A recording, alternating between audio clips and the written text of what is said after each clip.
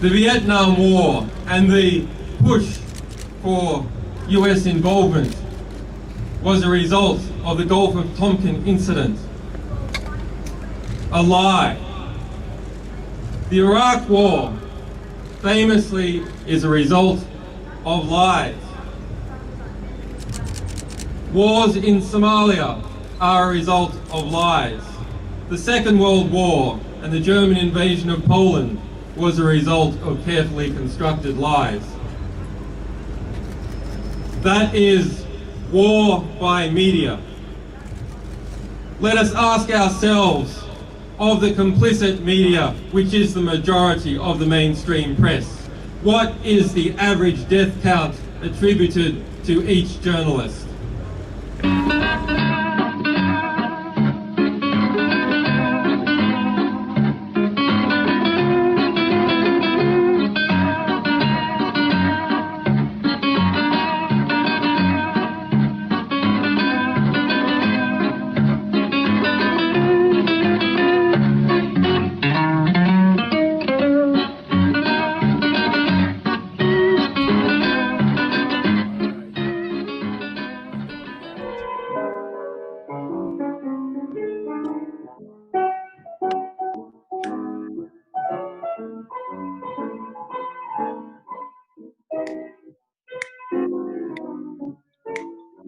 That's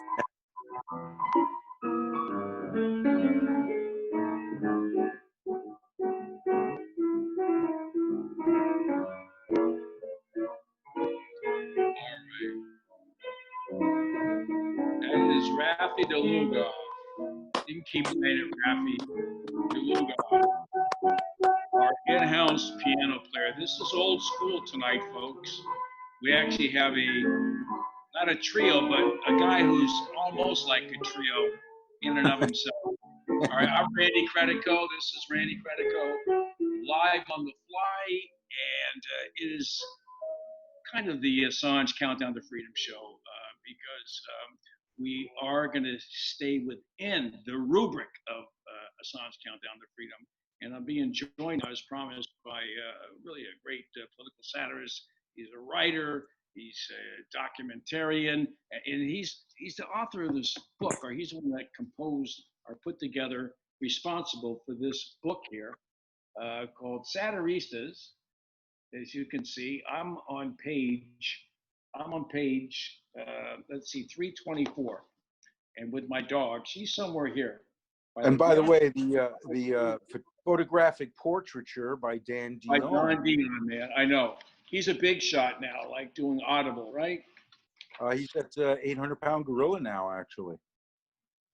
Really? Yeah.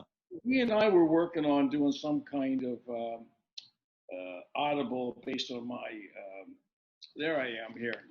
All right, you can see, there it is. And I got to say, That's his picture, and that's your interview with me. It goes on for like 3 or 4 pages. It's Satiristas, and I don't know how people can get it, but they can. oh, it's all over the internet. All right, they can get it. I got a copy, and it's signed by you. All right, there it is. Somewhere And here. let me talk to all your listeners. There it is, man. Let me talk to all the people who are watching you right now.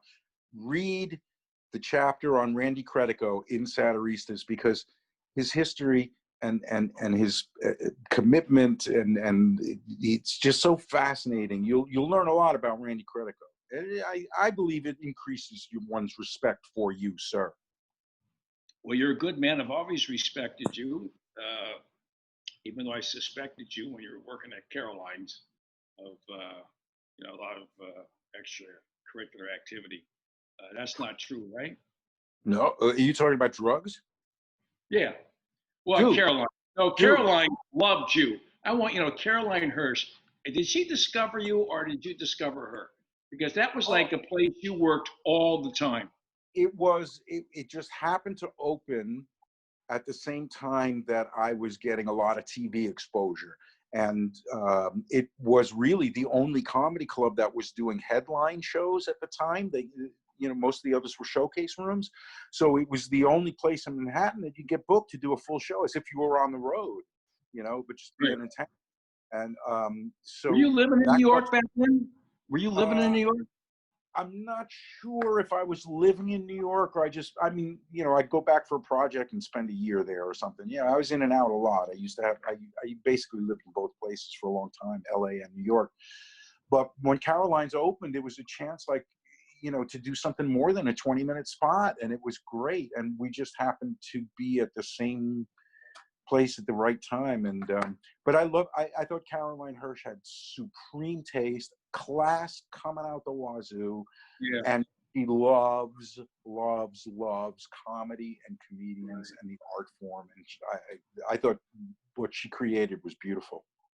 I know Caroline's from, I think, 24th Street and 3rd Avenue. Then she was I think down at the Seaport. Seaport. Right. Down at the Seaport. I went there with Jerry Seinfeld one time to catch David Steinberg perform. Uh-huh. You know, Jerry said, "I'll take care of the cab," and I went down there with him to the Seaport to watch David Steinberg, who did some ballsy stuff attacking Israel. You know, back then you didn't. I don't know. This must have been '89 or '90. But you know, I tried the same type of stuff at that comedy club on 7th Street, Stand Up New York.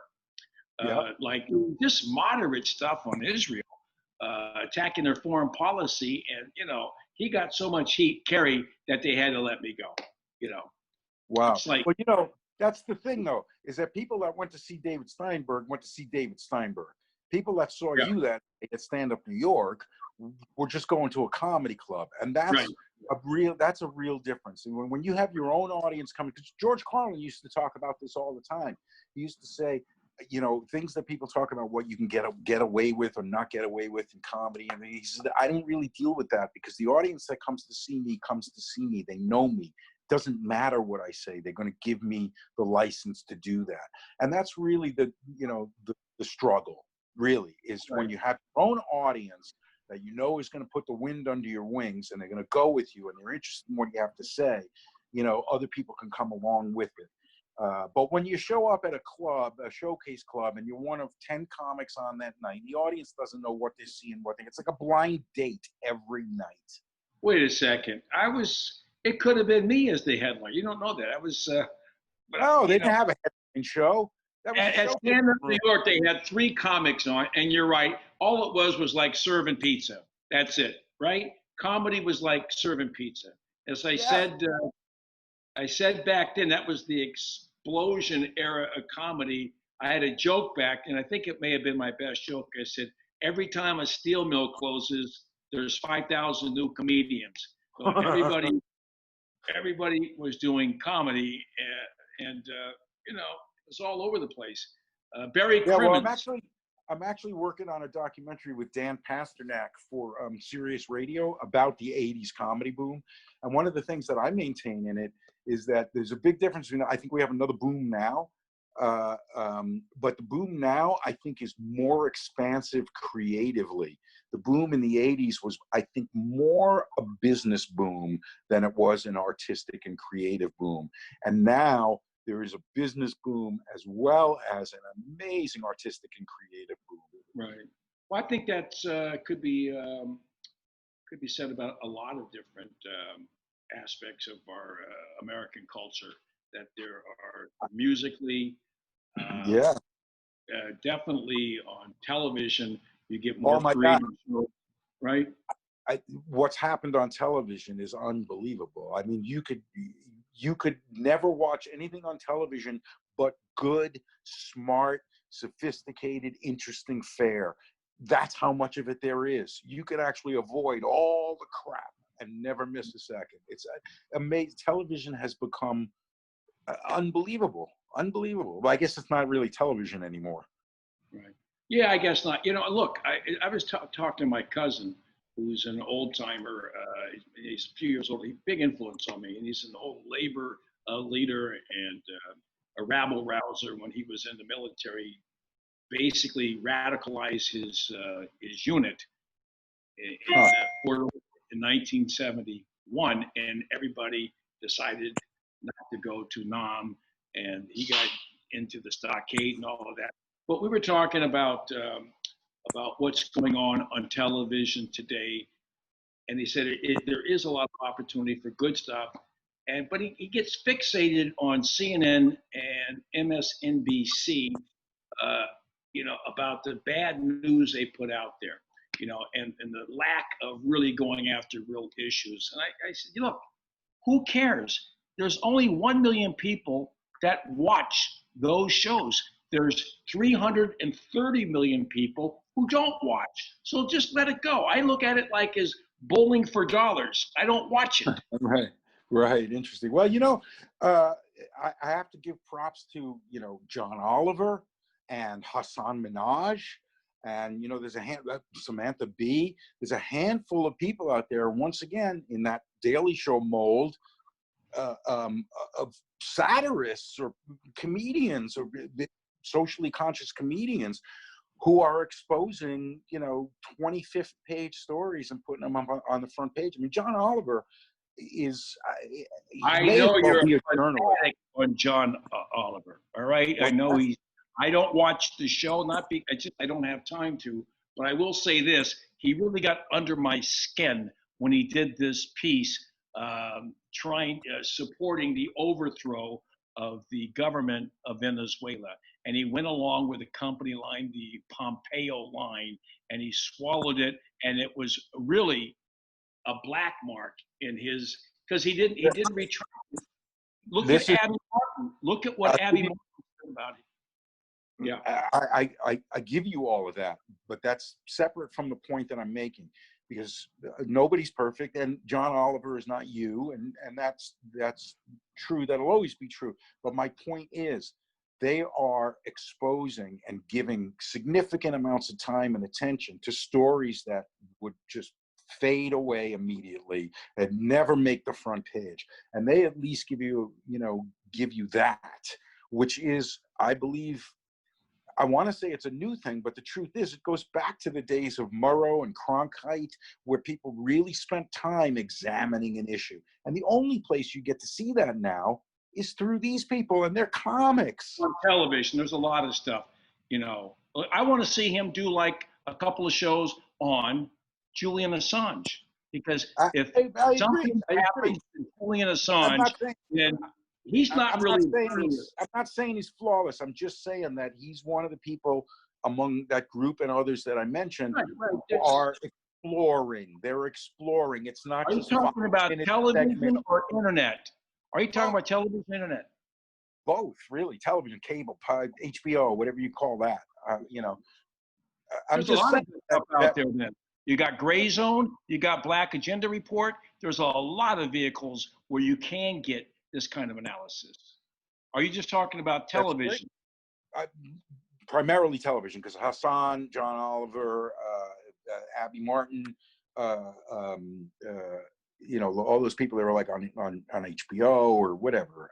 But my point is that in terms of a television audience, it's just shocking to me that they are they're so high profile, and they're the ones who are doing exploring to whatever degree of success or failure you want to ascribe.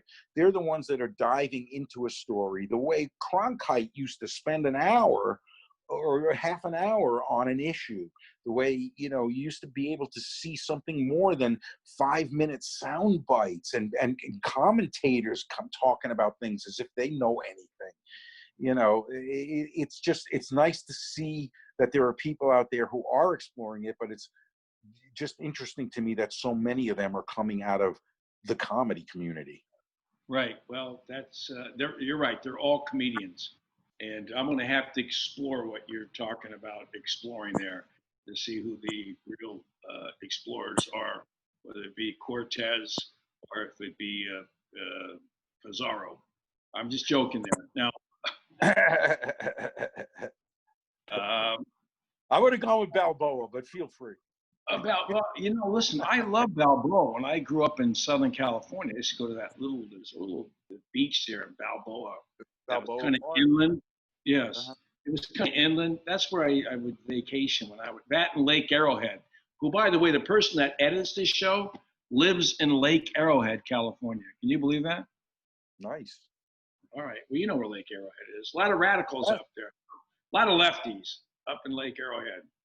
even though it's owned by a lot of rich people. You know, you can't even get to the beach anymore. You Yeah, can't it's get like, to, oh, is that right? yeah. Nice. So, Paul, I want to, all right, we're talking about Satiristas, and there's some other works that you've done that I want to talk about. And that, of course, is Aristocrats, your documentary, because we're going to have Steve Scrovan on talking about his documentary on Ralph Nader. You did this incredible documentary. I wasn't invited to do it because I didn't know the fucking joke, the Aristocrats. I There you had go. no idea. And you had everybody at Gilbert Gottfried all the way down the line. Everybody told that joke. I think Robert Klein. How many comedians did you have in the Aristocrats? There are 100. 100. Yes. And it's actually here. Hang on a second. Let me see if I can do this. Here we go. Go ahead, man. We're all extemporizing here. There we go. Wait a minute.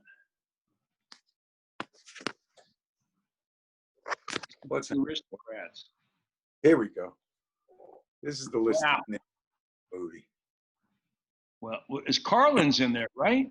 Carlin, Lewis Black, Shelley Berman, Billy Connolly, Tim Conway, Susie S., Phyllis Diller, Gilbert Gottfried, Eric Idle, Eddie Izzard, Jonathan, The Amazing Jonathan, Jake Johansson, Larry Miller, Kevin Nealon, Taylor Negron, Fred Willard, R.I.P., Stephen Wright. It just goes on and on. Larry, I got a lot of the old timers in there. I got Rip Taylor and Larry Storch and the Smothers Brothers. Wow. Yeah. You got Rip Taylor in there. I worked with Rip Taylor. Lovely man.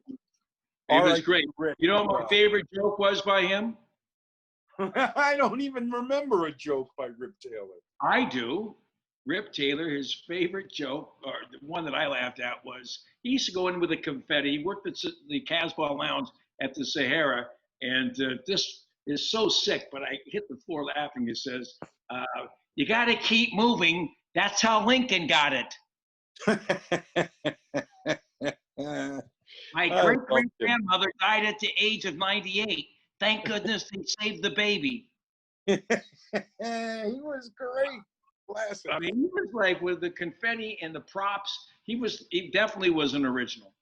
You know? Absolutely. He didn't care about anything. He just wanted to make you. Yeah. It's so funny. See, somebody like yourself who is so concerned with the quality and the content of material and points of view and the things that you're saying, we still deep down we laugh our asses off at Rip Taylor. Right. I laughed at him. I laughed at Shelley Berman. Shelley Berman worked the same lounge. That whole thing with the popcorn being stuck in his throat at a movie theater. I don't know if you remember that. Or I do vaguely, yes. And like Peep Our Beauty, you gotta love Peep Our Beauty. Who has? Is he still alive? Yes. I'm gonna get him on soon. He's 84 years old, but his timing was impeccable. Yeah, he does road gigs. He does like conventions. He was Johnny Carson's favorite comic too. Carson, absolutely. Peep Our Beauty is so funny. When he stuck that plunger on the piano, I was like, "That's it. I love this guy. I'm in." Did you ever see the bit, The Bad Magician with a Good Drummer? Is that Art Matrona? It's on the internet. It's a bad magician with a good drummer, like the worst magician in the world, and he's got a guy that like an army of fucking rim shots all the way through and drum rolls. It's I'm right. You know who loved that piece more than anybody? Richard Dawson. Oh, how funny. Richard Dawson told him it was the funniest piece ever. But Pete's one of those guys that will not be remembered, but he really was one of the great comics of our time. Just great. A complete original. Just great. Yeah. Now, but he was good at, this Aristocrats joke, right? It takes a lot of patience, takes a lot of seasoning and a lot of timing to go through that joke and tell it well. Now, I cannot tell stories like that. Some people can't tell stories, all right? Don't have the patience the layout with a lot of verbiage and a lot of color and a lot of exaggeration, whatever, really peppering. Pete Barbuti could take a 2-minute story, make it into an 8-minute story, and have you laughing all the way because he had the patience. Same with Myron Cohen, right? Yeah, and you know, Myron? one of the great storytelling comics I think of all time, who is one of our generations, Larry Miller. He can tell a story like there's nobody's business. He's got patience. I like Larry. I mean, we're not politically on the same page, but I always like Larry. I like Larry. He's a good Great, man. great storyteller, one of the best. Yeah. Did you ever do the Tonight Show yourself? A handful of times, yeah. Did you really? Now, was Did it Johnny with there? did it with Johnny and Jay. You did it with Johnny and Jay. What was the first time you did it with Johnny? What was it like for you? It was 1983, and I was I don't know, maybe 20. What was I? 26, I think, 25, something like that. And I had gotten it by a fluke. I was invited when the movie The King of Comedy came out. They had a big premiere and everything, and the after party was at the Improv. And Bud asked me to perform at the after party, and I got up at the after party, and it was a nightmare. It was a nightmare, and I was just lucky to get off with my skin. You know, I was happy, and I come off stage, and wow, man, that was fun to be a part of, but wow, that was brutal. And Jim McCauley, the booker of The Tonight Show, walked right up to me and said, I saw what you did there. I want to talk to you about doing The Tonight Show. So it came as a total fluke. I wasn't one of those guys who was like, set up a showcase for McCauley. I didn't even feel like I was ready. I just figured it would come to me when it comes to me, you know? Right. I was really pretty calm about that back in those days. But it was before we felt the urgency that, oh, Johnny might retire soon. So I ended up doing it, and Ed McMahon said that my first spot on The Tonight Show was the best he had ever seen since Freddie Prinze's. So that made me feel good. And Johnny came up to me afterwards, after the show, and he actually tagged one of my bits, and he just loved it. And what happened was that in the early 80s, obviously, remember Gloria Vanderbilt was a big thing, and I had a bit about Vanderbilt, Gloria Vanderbilt jeans or whatever. And Jim McCauley said, close with that bit. And I was like, okay, sure. And I closed with that bit. Afterwards, I found out Johnny's response to it was unbelievable. Johnny was laughing so hard that when I looked at the audience was looking at him just as much as they were looking at me.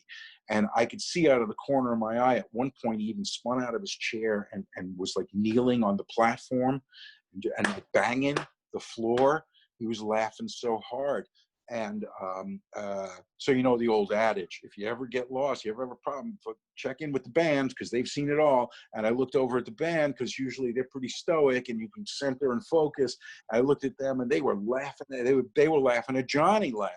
So it was just this crazy thing that happened. Afterwards, Jim McCauley told me how he stacked the deck in my favor, because he told me that one of Johnny's ex-wives, I guess the most recent one at the time, had been very, I don't remember which one it was, but she was very tight with Gloria Vanderbilt, and Johnny hated her.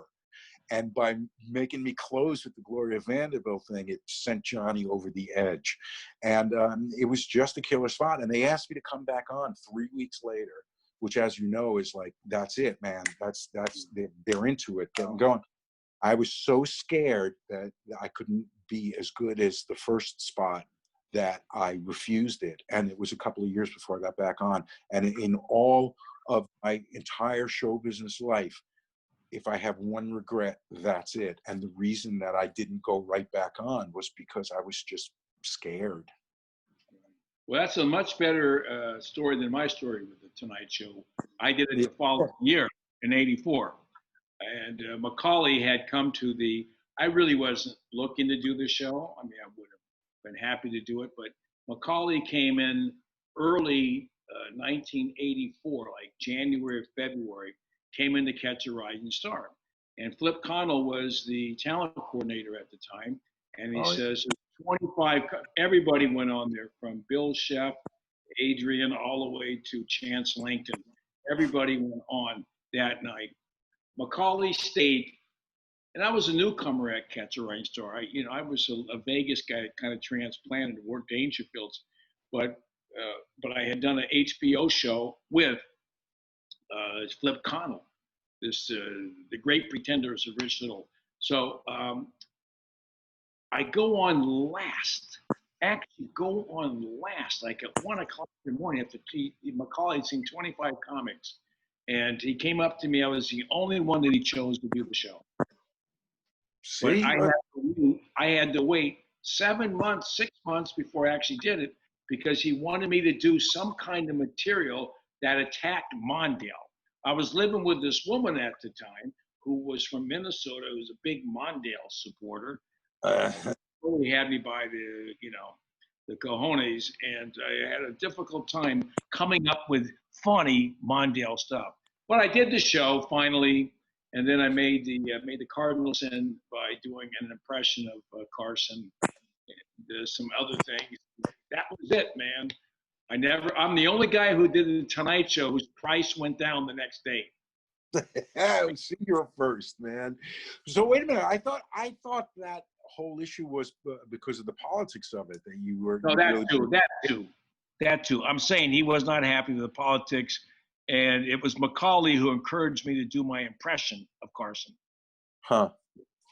And but well, I had a similar thing on the Letterman show where Bob Morton specifically told me to do a particular piece of material, and Letterman actually found it offensive or difficult, and it was like years and years before I was back on the Letterman show. And that was Bob Morton told me to do that bit, and I bet you that motherfucker sold me down the road. They sold me probably set you up, man. Yeah, he probably set you up. I want to ask you more about this. Hey, Rafi DeLugoff, can you play just a little bit of music here? What do you want to hear from the old days, man? Since I Fell for You. Since I Fell for You, you know that one? Of course. All right, I just want to take a 1-minute break so I can take a leak.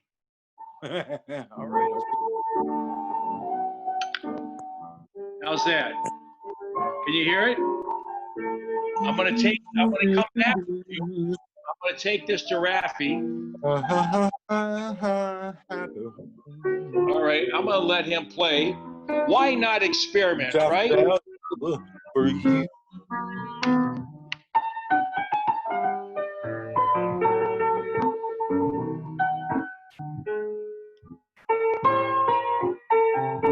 At least let us see the artist. There we go.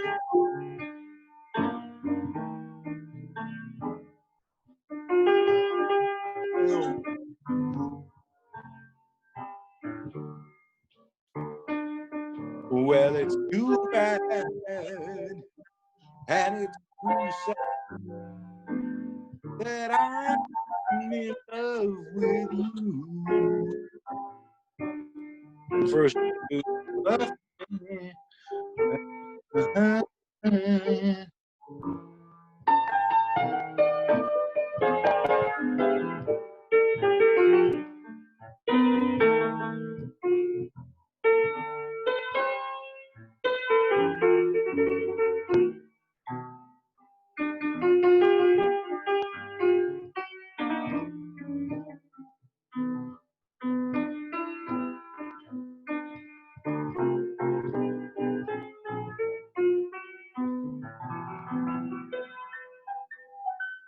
All right, what do you think of that? Done.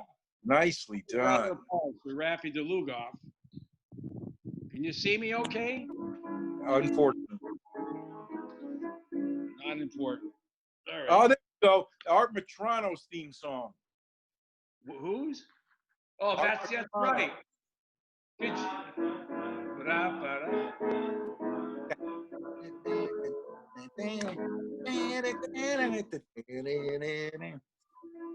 How about this one? Do you know Cute by Neil Hefti? Remember this? Sure. Wasn't that Steve Allen? No, that was Steve Allen. That's Cute by Neil Hefti. Every tonight, comic.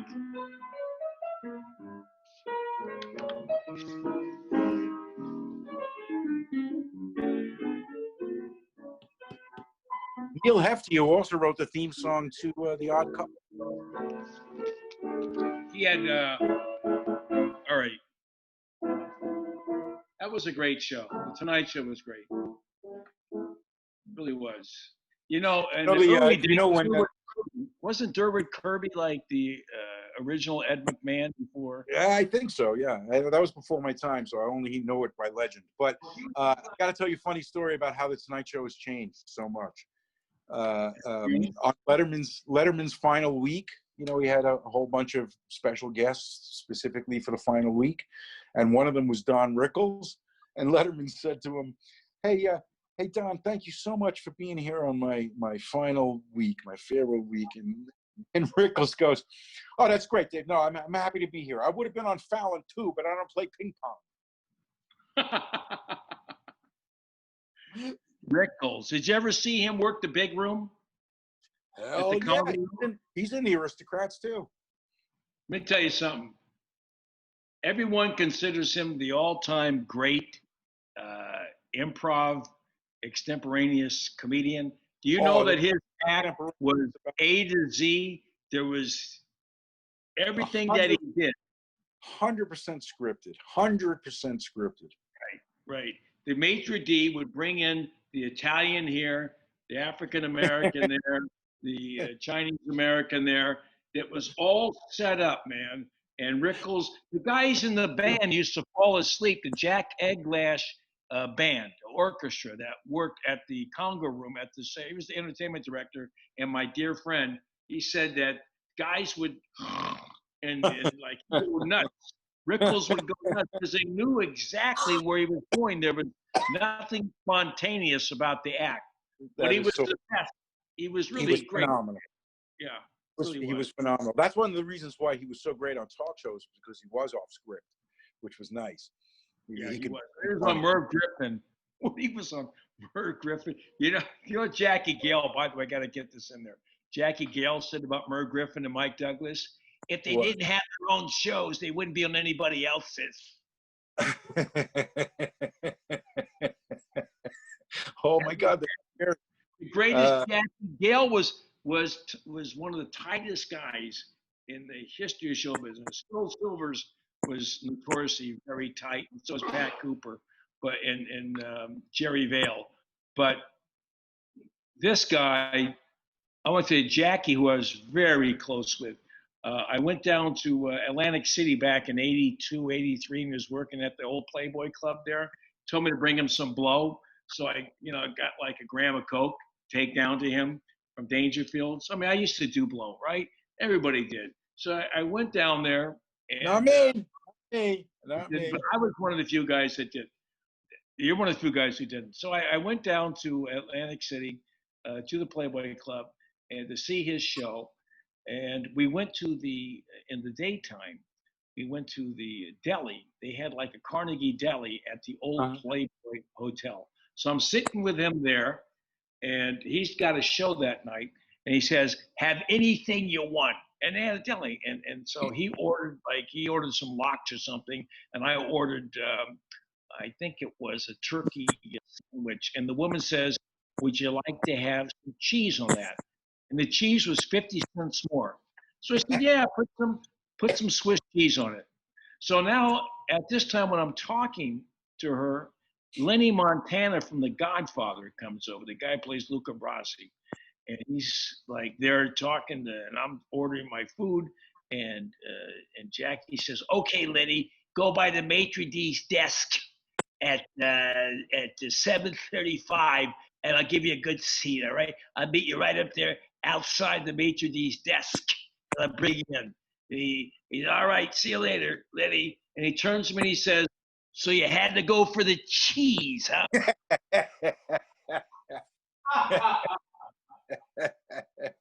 It was 50 cents extra, and he had an RFB, a room, food, and beverage. I mean, nobody's going to know that, but people that know the old Vegas. Yeah, but he can't be tighter than Gilbert Gottfried. No, Gilbert would get $10 cab fare from Catch and take the bus. I know. Gilbert, if you take Gilbert out to lunch, he orders lunch and lunch to go. Yeah, if you take him out, right. No, they say he's tighter than Dick's hat band. All right? An old saying. Now, one of the reasons why I wanted you on today is because you're politically evolved.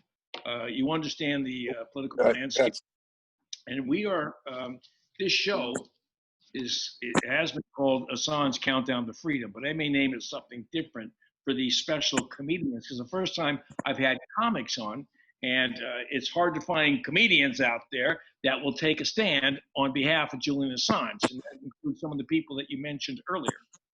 which is shocking. It is just shocking. Yeah, I mean, how anybody who's concerned about speech cannot be all over the story is unbelievable to me. It's just amazing. They're killing him right now. They're putting him through slow motion assassination is what's happening. Right. You get that. You understand that. But you also understand why liberals are not, guys like Rob Reiner and others in Hollywood are not jumping to his defense right now, because they blame him. Blame him for Hillary's loss instead of blaming Hillary. And B, they're basically, ironically, supporting William Barr's indictment against him on the Espionage Act. Unbelievable. It's unbelievable. Why do you think the issue is so confused? I mean, it seems to be such a clear moral line being crossed here. So what do you think has confused this issue? I think because of him being smeared by the U.S. government, using Swedes to put out phony sex charges against him, turning off some people. He's been muddied. They've done this is an old fucking trick, is to smear. But so many people on the left know this about the government. They know the techniques. They understand the smear tactics. They get the whole thing about the the rape charge and all of that. I mean, why do you think somebody like Rob Reiner, as just an archetype here, why do you think somebody like that is confused about which side of this moral equation you need to be on? This is the First Amendment, man. Even if you don't like Julian Assange, you may not like what I'm saying is why do you think it's gotten confused? I'm asking you. You tell me. I don't know. I don't understand it. How is it? Because is it the Hillary thing? Is that what it is?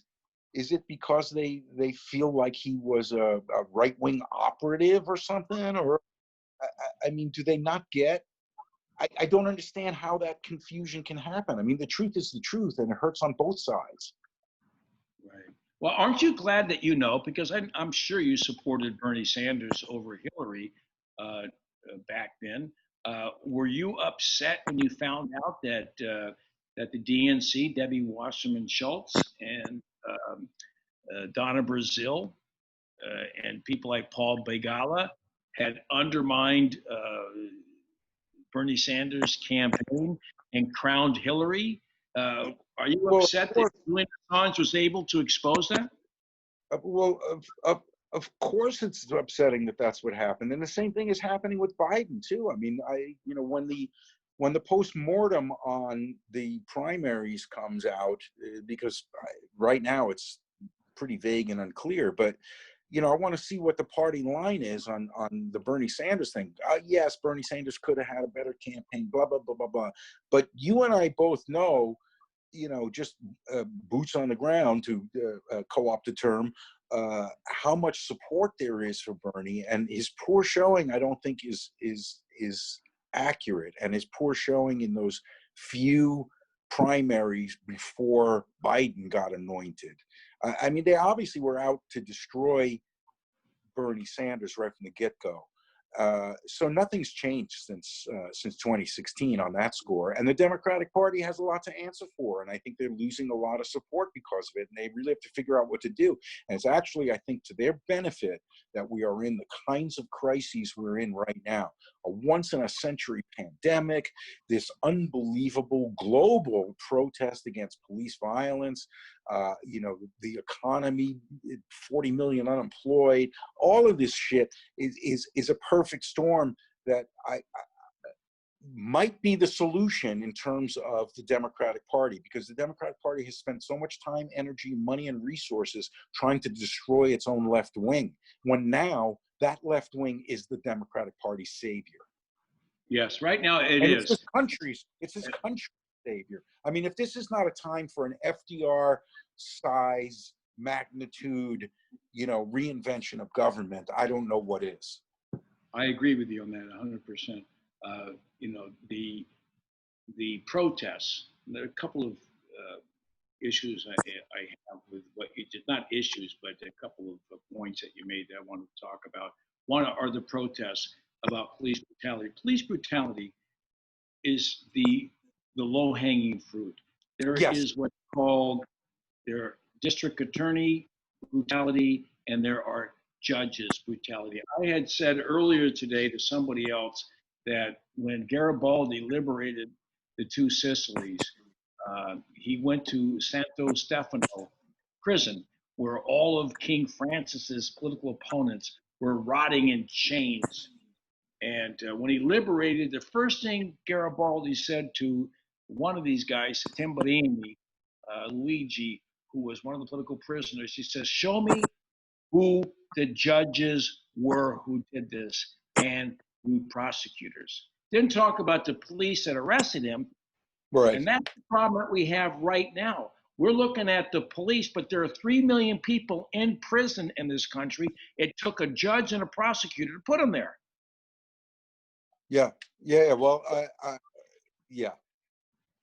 Well, that's I don't see. That's got to change, is what I'm saying. That has got to change. It can't just be the frontline grunts.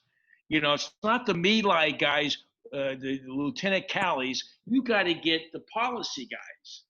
Well, you're right. Absolutely. But I think, the idea of criminal justice reform is as prominent in this discussion as police brutality is. I think that's clear. Well, who knows? I don't know if they're going to respond to it, but this just seems like a time for the left wing of the Democratic Party to really come to the fore. And the question I have for you is, do you think that the powers in the party are going to allow that happen, or are they going to stay centrist? I think that you got people like Neera Tanden, you have people like Paul Begala, Donna Brazil. They're in this for the money. They don't have any ideals. They're bereft of ideals, and they don't want to see their privileges dissipate with all of this change. So they're trying to manage the change. How are they going to make money if there's a radicalization of the Democratic Party? It's not. The Democratic Party is a conservative party. Let's be honest. It really is. It's a sure. party. I mean, you really had to take a stick to get a guy like Keith Ellison out there to make these charges. Yeah. Well, behind a woodshed and get him to make these charges, but it can't be only about the police, and that is a diversion from the entire. It's like the war in Iraq. Are we going to blame the soldiers? Or are we going to blame the architects of that war? Absolutely, but it also is so reprehensible to such a degree of cruelty that it too needs to be addressed, probably first and foremost. I mean, the bottom line is that they're the ones who are really murdering people in the streets. That's literally what's happening, is they murder people in the streets. Right. So, I'm just a little loath to make that seem less significant. No, it's very significant. I'm not saying I'm not saying it's but they get 500 people in the last 2 years, police, but there's been 200,000 people who have been legally lynched through racist prosecutors and racist judges. Absolutely, but you know, I can't see that this doesn't go hand in hand. I mean, I think that's what this is all about. You know, but here's my other question. There's no leadership. Do we need leadership, or is it better without leadership? I think it's better to be horizontal than to have you know, from the top. Vertical, not vertical, horizontal. I think that the protests have got to continue, and yeah, the fire's got to stay on them. All right, now I'm getting back to the prosecutors and the judges. The prosecutors in the U.S. are in London at Belmarsh, where I was. I watched 4 days of the last proceedings, and you have these guys pulling the strings from D.C. working for William Barr, trying to get this journalist who is an anti-war pacifist extracted out of there and put into a maximum security prison. Why aren't people like Jim Sciotto and people like Rachel Maddow and others beating the fucking drum to save one of theirs if they are journalists, because he certainly is a journalist. Do you believe that the MSNBC is preventing Rachel Maddow from doing that, or that she's just of the call? I think that she likes going to those late night restaurants, and she likes the attention. You can like, you know, she and Chris Hayes, they can go so far, but they don't want to give up those privileges. It's a corrupting influence. Privilege. But and this is what I'm asking is, do you think that, I mean, is there an actual edict from NBC? Is there an actual, this is a stated policy that we're not going to touch these arenas, or is it just an understanding that this will piss off the boss? Look, I think what the parameters are when you're in that situation. I've done MSNBC probably 20 times in the last year, but they don't want to talk about Assange. They want to talk about Roger Stone, and I'm bored talking about Roger Stone. I want to talk about Julian Assange, and they have an audience there that they have to keep. They have to maintain that democratic centrist audience, to maintain their functionality as a business. They want to make sure that these people buy cars, they buy nice suits or whatever, buy insurance at Liberty, that watch it. We need to keep that in thrall. And you're not going to. So you think it's more of just a sort of consensus than it is an actual edict? Yeah, I think that they know where not to tread, and I think that there are people above them that tell them, let's not. We are a war. We are a war country, and we're going to put on people like Brennan, who used to be the head of the CIA. We're going to put in Hayward, who was the head of the NSA. We're going to use them, even though those guys violated the law to spy on Americans. All right? It's too complicated. I'm not. First of all, I'm a Luddite. I know nothing about most of this shit. I had a hard time connecting with you on Zoom tonight, let alone to talk about all of these operational gadgets that are used by the CIA and the NSA. I know they're bad, but I can't explain it to you. I really can't. No more than I could take a look at something written in Hungarian and try to dissect it. All right? I can't, because it's a difficult language to learn, even for a brilliant person, not for a linguistic Luddite like me. All right, so let's get back to Assange. Look, I could talk to you all day long about show business, because I'm a showbiz guy. I love show business. As Grandpa Al Lewis used to say to me, it's not show business, it's the business of show. He'd always say, it's the business of show. You don't know shit. It's the business of show. He never would call it show business. And he was great, man. He told me some great stories about Fred Gwynn, and the cheapest guy he said was, as I told you, was Phil Silvers. He had some great Phil Silvers stories. I'd like to share right now, but it could take 2 minutes of my time about what he did to Phil Silvers to get even with him, because he and Fred would drive home after car 54, and Phil Silvers would be there with him, right? Yeah. Or the other show that they did, and the Bilko show, and Phil Silvers said, "Drop me off over there." Drop him off like 8 blocks away from where he lived, so he wouldn't have to pay for the cab. So finally, Al and Fred Gwynn got into a cab, and they dropped themselves off at Grand Central and said, "You can take it the rest of the way back to Brooklyn." So he had to pay like a $30 cab fare. This is one of the great Al Lewis stories. He was really a wonderful guy, Grandpa. Yeah, he was a sweetheart. I only met him once, but he was kind of like kind of an uncle to a lot of comics in his later. Yeah, he smoked cigars. I spent a lot of time. He loved to be on the picket line. He loved to be at vigils. He loved to be at rallies. He loved to speak.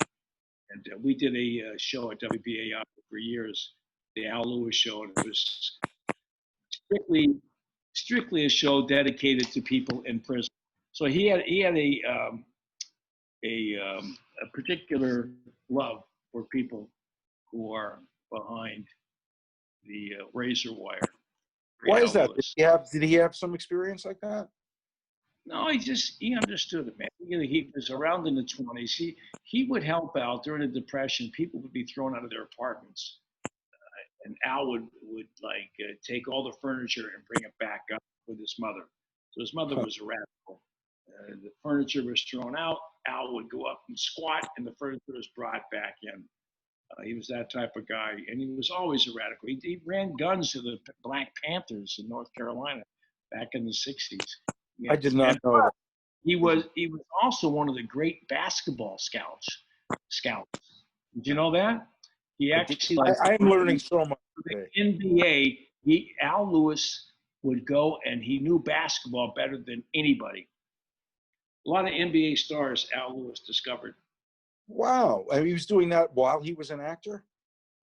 Yeah, well, he was an actor. He was a huge basketball guy. He knew basketball. Look, when you're an actor, you've done like a million different. You know what I sound like when I say look so much? I sound like that. John Kasich always uses the word look. You ask him anything, John, what time is it? Look? I can't tell you that right now. It was like Reagan. Ask Reagan a question. Are you going to invade Illinois? Well, yes, right. So anyway, I've lost my train of thought here. Also, he was younger than Yvonne DiCarlo. He was younger than Yvonne DiCarlo. Is that right? Yeah. Wow, that's. I like those old movies with Yvonne DiCarlo. Do you watch like film noir? She was a knockout. She was something else. Yeah. Was she in From the Past? Are you a film noir guy? Do you like film noir? Yeah, sure. I mean, it's not I don't focus on it, but when I do, I enjoy it. Somebody told me you saw a DOA with Edmund O'Brien 50 times. Is that true? No, that is not true. I'm joking. I know it's not. But I have watched Touch of Evil about 1 million times. Yeah, that's one of the greats. One of the greats. I love Touch of Evil. But my favorite of that period of time was a film called The Big Carnival, or what's the other name for it? It's with Kirk Douglas. He's a ace in the hole. Ace in the hole. He's a reporter in a bust out alcoholic reporter in Santa Fe, and he is working for $20 a week, but he runs across a guy in a well that had been buried in a well. Uh-huh. And he pulls him out, and then every character actor you've ever seen on television or in the movies is in that. Uh-huh. Just as they were in the movie I saw last night, was The Man Who Shot Liberty Valance. Did you ever see, this is a noir movie, but it was a later one, and it's actually really hard to find. I haven't looked recently, but it had been really, really difficult to find. Did you ever see a movie called Mickey 1 with Warren Beatty? Yeah, I saw that. Yeah, That is an I don't know if amazing. that's film noir, but it borders. It's noirish. It's neo noir, I think. It's got a sort of Kafka vibe to it. It's great. Warren Beatty is the guy, right? Warren Mickey Beatty, One. yeah, Mickey 1. Yeah, he plays a comic. Right. I did see that recently. Maybe Did Ralphie knows hard the to music find. from it. I have the soundtrack album. Ralphie has the soundtrack album for Mickey One. Wow. Who was it? Like who was it? The guy who did Peter Gunn. What's his name? I think it was this guy, Eddie Peter Sauer. Gunn. Dum bum bum bum No, bum it's bum Eddie bum bum Sauer. bum bum bum bum. I used to play that on guitar. That was the easiest tune to play. It's the first song every bass player knew. Yeah. Did you play So it? here's Right, my look. question to you. I want to jump back to Julian Assange for a moment. Yeah, please. I got to do some Julian Assange today. What's the way out of this? How is it possible that something less than complete injustice can happen here? What's the mechanics of it? It's going to take an uprising in the U.S. of people that support him the way they supported Nelson Mandela. So we need the people like Larry David and Rob Reiner, your buddy Susie Essman, Joy Behar. Oliver Stone's already there. Oliver Stone is the best on this. But we need others. That guy, Rosemary Clooney's son, whatever his name George. is. All right, George. George. All right. But people like that, the liberals out there, Pam Anderson is there for him. But we need the liberals out there. Like I said, the Rob Reiners and all of the Tom Hanks need to get behind the guy. So, but they're people in show business. As your buddy would say, Rooney, all right? Mm-hmm. Rooney would say, Kevin Rooney would say, they're actors, not actors, actors. So if they were really sharp, they would be able to see through this fog and this cloud and get off of their high horse on the fact that Hillary, who had been responsible for what happened in Libya and Honduras, and she was a horrible fucking candidate. Get over that. Get over all the this love for Hillary and blaming it on Julian Assange, and know that the First Amendment is at stake. And if he goes, they should be circling the wagons around him, not the fucking firing squad. So you think this is just about awareness? It's awareness, yeah.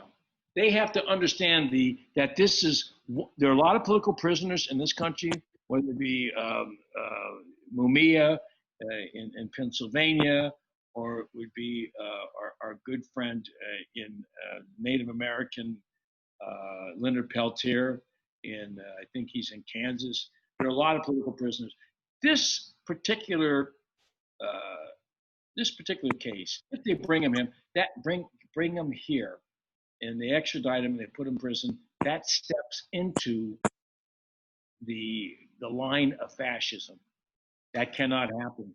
If they bring him, because everybody else is going afterwards. Take a look at the rise and fall of the Third Reich and how they went after the soft targets, first Hitler, and then they went after everybody else.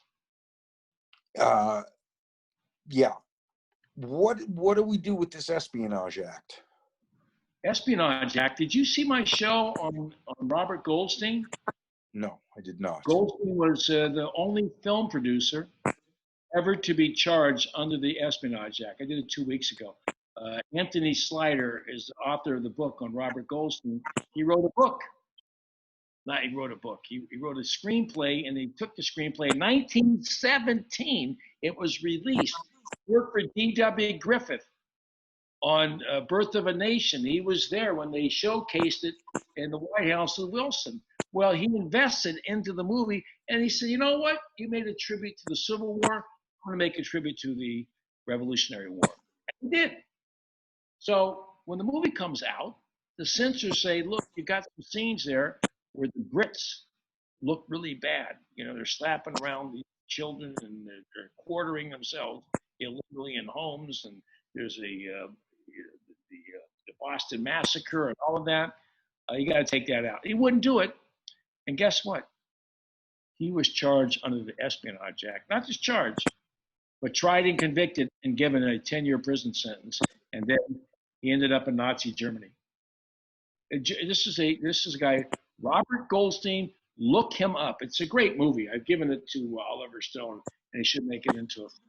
But I had the great archivist and the great filmographer, Anthony Slide, who lives in Studio City, on for an hour the other day. He's not even political, but this story was so over the top. So Julian is the first publisher to be charged under the Espionage Act. The first journalist.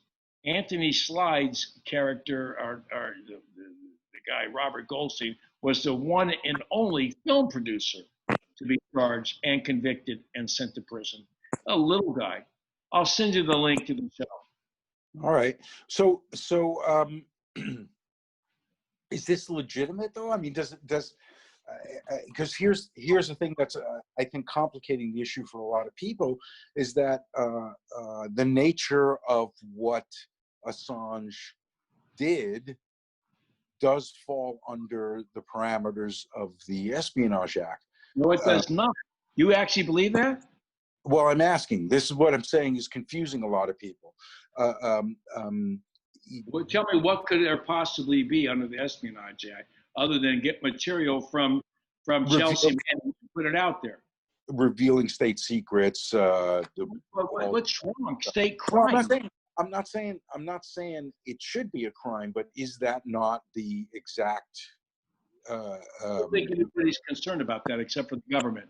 I think people are not concerned about it. I think people are happy that he did that. The other it could be. But the thing is, people are neutral on it because of exposing the corruption of the Democratic Party, and that's the reason why they are willing to look the other way when he is being charged with exposing mass murder by the government. There's no question here of what this is about. Right. So what's throwing people off? What's throwing people off is that there's been an organized attempt to smear him with these, what has turned out to be sex charges, turns out to be completely falsified and dismissed. Yeah, I thought that was all off the table. People look at that. You get women upset, even if it's not true. Once it's in your mind, you look at that. Well, maybe there's some of it that's true. And then the other is fucking Hillary by putting out the Podesta emails. But as a journalist, was he supposed to not put them out? Yeah, of course. So what she was supposed to do is not do what she did. Do you think he has RNC information that he's not released? No, I didn't. Well, how much RNC? You had a guy that's got a track record worse than Richard fucking Speck. All right? Now you're trying to tell me that there was nothing you could give on Trump. It was an anti-Hillary vote. It was a pro-racist vote. And so does he have anything on the RNC? No. There is nothing out. Trump is the RNC, and everything about him was put out there, and it didn't change anybody's fucking mind. They don't care that he would shoot somebody on Fifth Avenue. They don't care that he attempted to rape 25 fucking women and was successful at it. Because this is something that I have heard from people who I was surprised weren't more supportive of Assange in the position he's in right now, was that he had DNC and RNC information and chose not to reveal RNC information. And so they feel like he's compromised in some way. First of all, that's not true. If he had it, he put out a lot of stuff on Trump.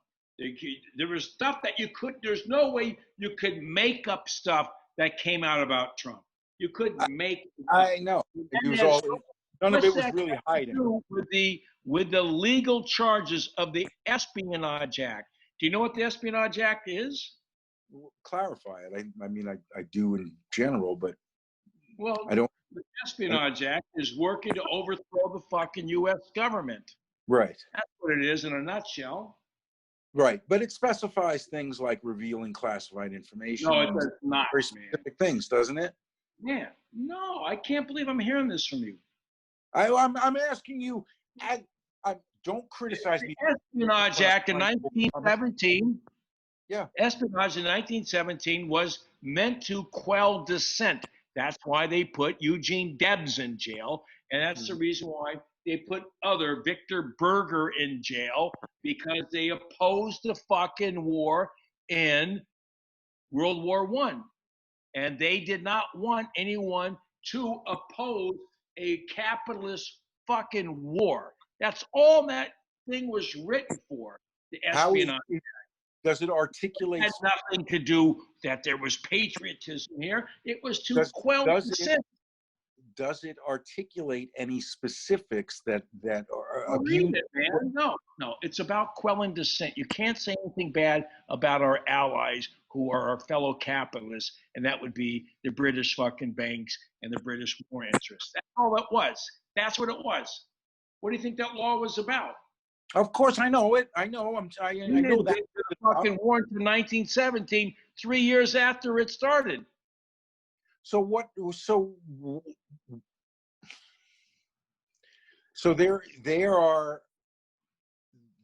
are claiming that Assange coerced Chelsea Manning or conspired with Chelsea Manning. No. To what, man? To the mass murder of fucking civilians that you paid for with your tax dollars? I understand that. I know that. I'm asking what their narrative is. It's just the narrative was unveiled by the Obama administration. We'd like to get him, but we can't because there's nothing that he did here was illegal. He gave the information to the New York Times, the Washington Post, the LA Times, and they all put it out there. Now, if you want to play a devil's advocate for that, that's fine, but I'm not going to get involved in that. That's not what it's about. He is being charged for unveiling fucking crimes of humanity by your government. No question. No question. That's exactly how I feel and what I believe. I was just asking about some of these mechanics. That's all. Why else did they go after him? Understand. I mean, I know that they're using the pandemic as an excuse to isolate him from his legal team. I know they're using it as an excuse to isolate him from his family and loved ones, to keep in a psychological torture. I do understand that. I'm just curious about these legal mechanics. If you want to know what the Espionage Act is, you can take a look at the time. It was a racist by the name of Woodrow Wilson. All right. Mm-hmm. He was financed by J.P. Morgan.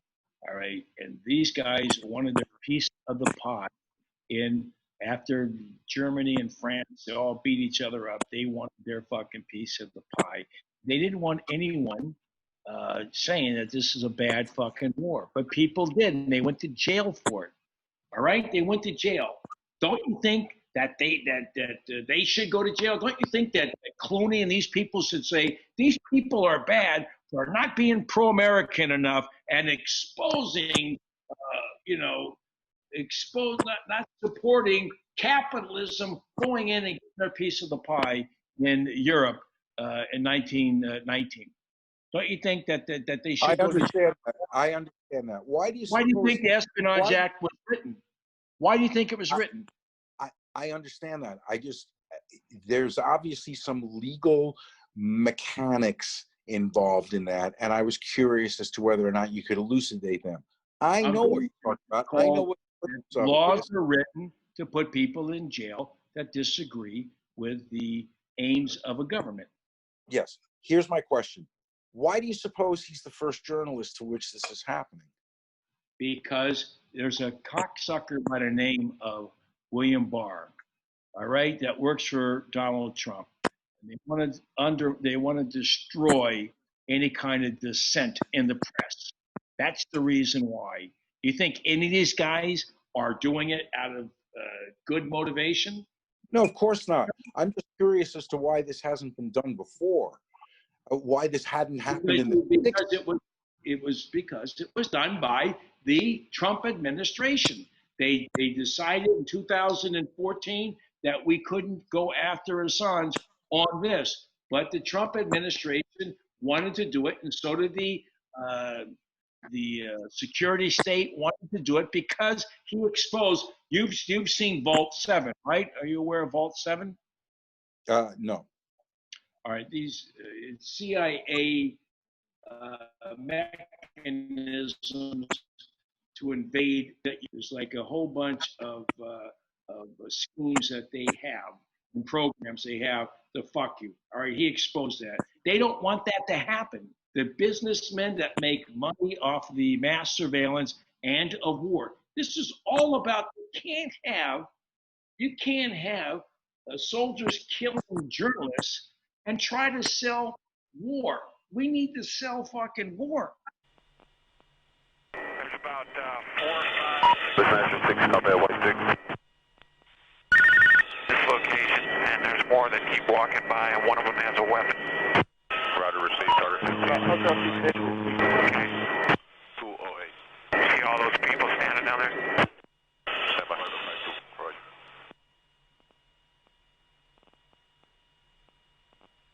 Stay firm. And open the courtyard. Yeah, Roger. I just estimated there's about 20 of them. There's one, yeah. Oh, yeah. I got or correct, Vantage 14, route 236. I don't know if that's... Hey, Bushmaster Element, copy at White 6. That's a weapon. Yeah. Hotel 26, Crazy Horse 18. We'll call for exchange by Charlie Mike Bravo. Spirit 37. Number Red White 6, Bushmaster 6, Romeo. Roger. Fucking break. Hotel 26, Crazy Horse 18. Have individuals with weapons. 14 radio. Rio Vantage 14. Yep, he's got a weapon too. Hotel 26, Crazy Horse 18. Have 5 to 6 individuals with AK-47s. Request permission to engage. Roger that. We have no personnel east of our position, so you are free to engage over. All right, we'll be engaging. Roger, go ahead. I can't get them now because they're behind that building. Any Bushmaster element? We got an RPG. All right, we got a guy with an RPG. I'm gonna fire. Okay. Hold on. Let's come around behind buildings right now from our point of view. Yeah, we're gonna come around and get them from our eyes on individual with RPG. Getting ready to fire. We won't. Yeah, we got a guy shooting. Now he's behind the building. God damn it. Speed coming around. Negative. He was right in front of the Brad. About there 1 o'clock. Haven't seen anything since then. Just fucking, once you get on them, just open them up. Again, Roger. I see your element. You got about 4 Humvees out along this. You're clear. All right, firing. Line here, with the space line. Let me know when you get it. We'll shoot. Light them all up. 202 traffic, 260. Come on, fire.